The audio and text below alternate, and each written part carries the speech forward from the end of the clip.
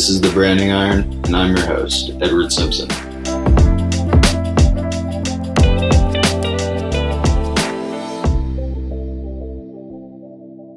Hello, and welcome to episode 3 of The Branding Iron. This week, we're going to talk about Renegade business in Denver. We're now operating under the Safer at Home Act, and as a result of that, businesses are starting to operate again. People are starting to go to work again, but at a reduced capacity and at a reduced rate, which means 50% of people in office while the others must stay home.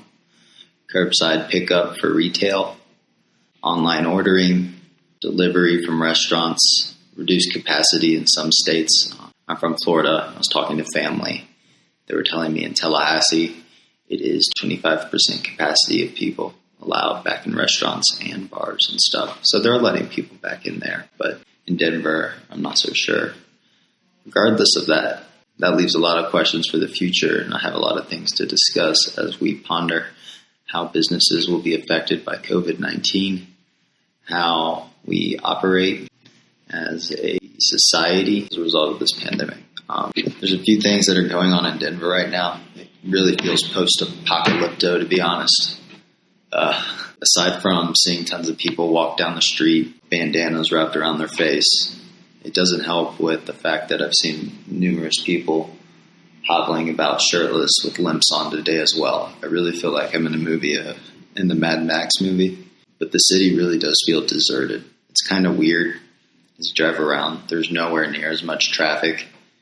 A little bit more now that some restrictions have eased, but still not the same amount. I can get from home to work without relatively even like hitting a red light, which is extremely nice to some extent, but under the circumstances of it being a pandemic, not that nice, I guess.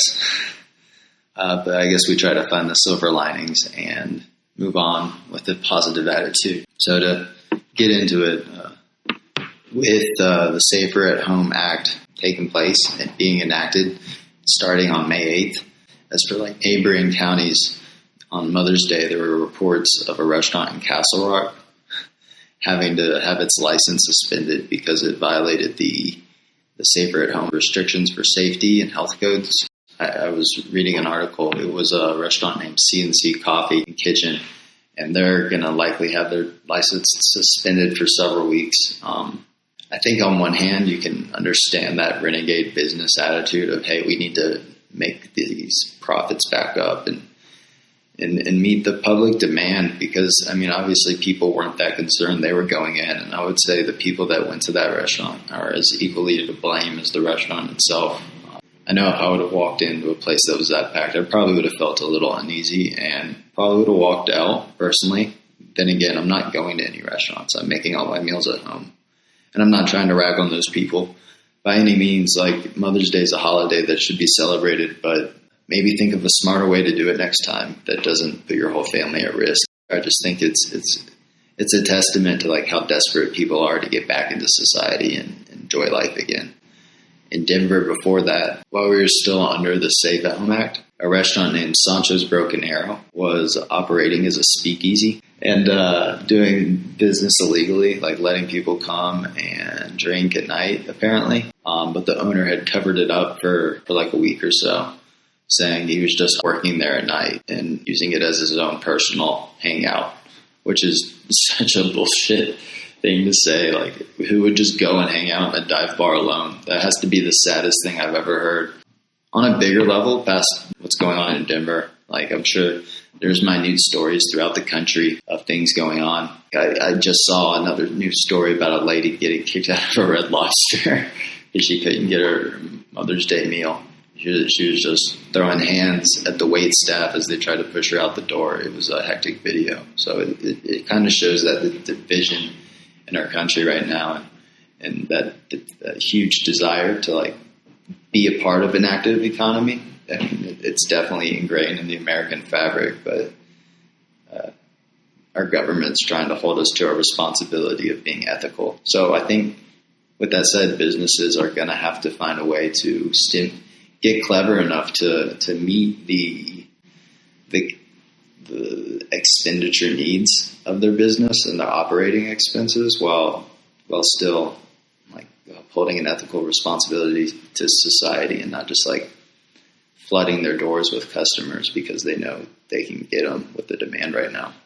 Kind of brings us to the question of what the alternatives are for businesses as we move forward.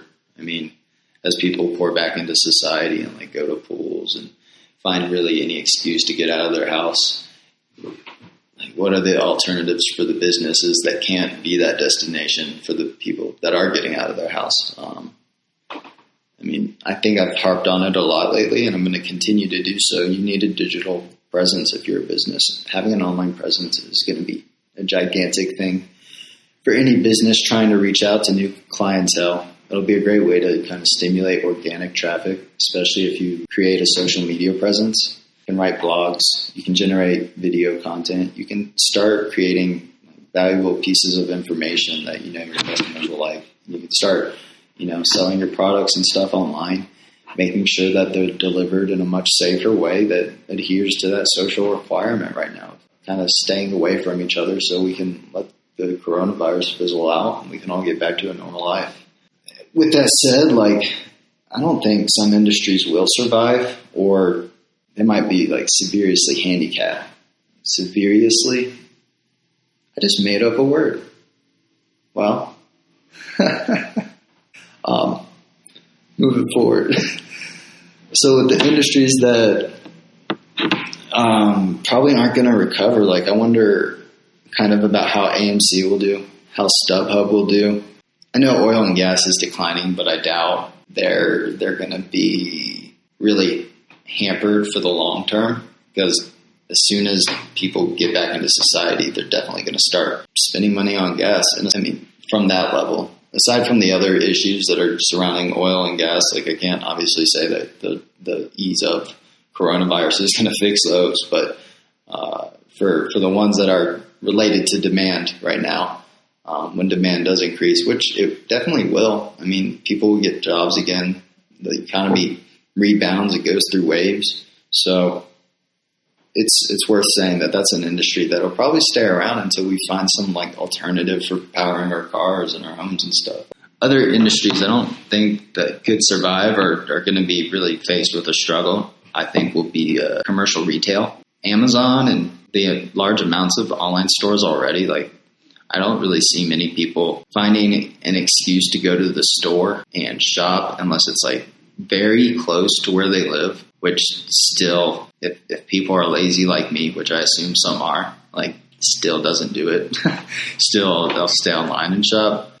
The only excuse I could think people would use to go to the store and shop would be to try something on, because sometimes you get something online and it's definitely not true to size. But I'm sure a lot of retailers are not going to survive. A lot are going to have to shut down stores. Bigger corporations will be a little bit more geared toward lasting, because they'll just have more money to fall back on in the event of hardship. But even with that said, some might experience bankruptcy. I believe Sears, JCPenney, Bed Bath & Beyond are all major retailers right now that are experiencing a lot of financial hardship. So this economic downturn has definitely affected more than just little businesses, and there's going to be massive people that lose their jobs from those places, and it's going to be interesting to see how we replace the job market or how we make up for this, because when people lose their jobs as a result of something like this, I feel like society owes it to them to figure out a way to give people a valuable role again. We're gonna move on from that little tidbit and talk about how cannabis brands are going to survive this, because I go to my local dispensary. I think they've been hit a little bit. I mean, as far as I can tell, they've definitely had to slow down business to stay safe. There's a lot of sanitization. There's a lot of social distancing. You got to wear masks. They put a little X in the floor to keep you away from a certain distance from the counter. There's a lot of parameters they're trying to make to keep their business safe, but without the aid of government institutions, since it's not a federally recognized industry, I mean, they could be in trouble if a dispensary or a brand that sells flower or edibles or whatever, if they experience any hardship, they're not going to have any help unless they can just have like private investors that are interested in keeping them afloat, which I don't know many that would be. It's going to be an industry that definitely suffers. The demand of stoners and potheads isn't going to keep it afloat, and even the medicinal demand won't keep it afloat. Some will survive, but others are not gonna, and maybe it'll be good for the quality of the industry, since there are some dispensaries out there that definitely jip people and get them with crappy deals, and some brands that definitely are not as good as others. But moving on, like, despite the like inventiveness of technology, like there's even been problems where like technology supplements human interaction, like because Uber as a transportation service right now, like it might be all through an app, but it just laid off 3,700 employees using Zoom. So in the new wave of technology, Zoom is great for connecting businesses, but also for laying off your employees if you got to. So yeah, I think if you're out there considering what stock to invest in, maybe it's Zoom, because businesses are finding all sorts of utility for it nowadays.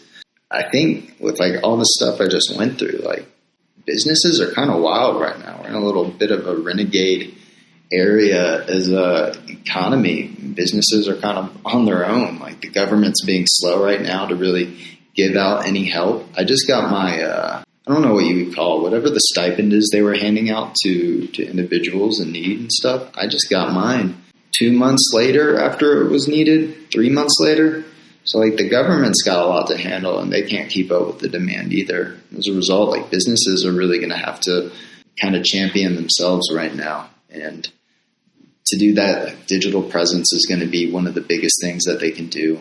Having a social media, creating content that people can find valuable or that their client can find valuable, fostering some sort of interaction or engagement is going to be such a massive tool for any business looking to stimulate lead generation, looking to keep revenue flowing, looking to keep their employees on board.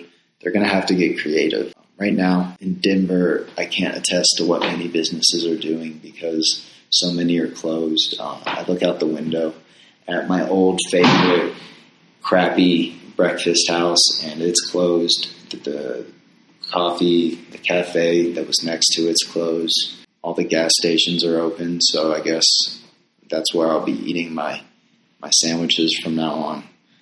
And life is looking a little bleaker as a result of this. I think give it a few months and people will realize the need to have personal interaction again. Hell, we might all get off our phones a little too. But for the time being, it looks like it's going to be a struggle. Businesses are going to have to get creative.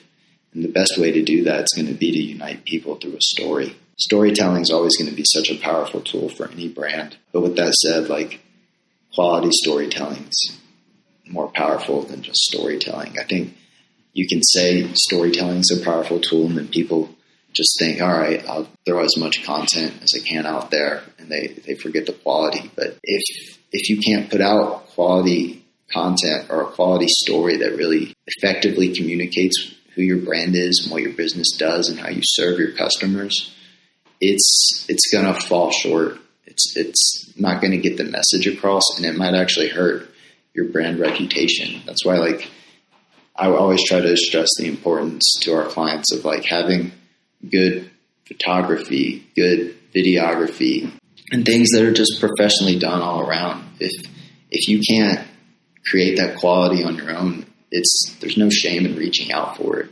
I would say that the smartest business leaders out there understand their expertise and their skill set better than anyone else, and they hire people to fill those gaps where they can't fill them themselves. I would say something as much for like guys like Steve Jobs, who remains a cultural zeitgeist.